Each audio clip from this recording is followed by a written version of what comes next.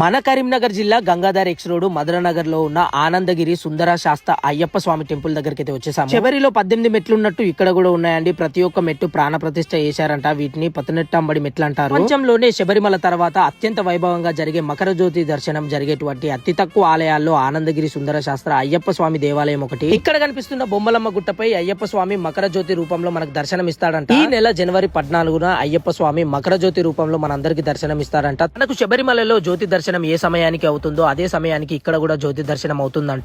ఈ ఆలయంలో గణపతి స్వామి, సుబ్రహ్మణ్య స్వామి, మాలిక పురోత్తమ అమ్మవారు, జోడు నాగుల ప్రతిష్ట, మహాశివుడు, లక్ష్మీ సమేత విష్ణుమూర్తి, వీర బ్రహ్మేంద్ర స్వామి, దత్తాత్రేయ స్వామి, అభయాంజనేయ స్వామి కూడా మనకైతే ఇక్కడ కొలువై ఉన్నారు. ఇక్కడ ప్రతి నెల గణపతి దగ్గర సంకష్టి మరియు సుబ్రహ్మణ్య స్వామి దగ్గర షష్ఠి జరుగుతుందంట. అలాగే ప్రతి సోమవారం మరియు బుధవారం రోజు శివుడికి అభిషేకాలతో పాటు స్వామివారికి నెయ్యితో అభిషేకం జరుగుతుందంట. అలాగే మాల సమయంలో ప్రతిరోజు అన్నదాన కార్యక్రమాలు కూడా జరుగుతూ ఉంటాయంట. ఇక్కడ అయ్యప్ప స్వామి చాలా పవర్ఫుల్ దేవుడు.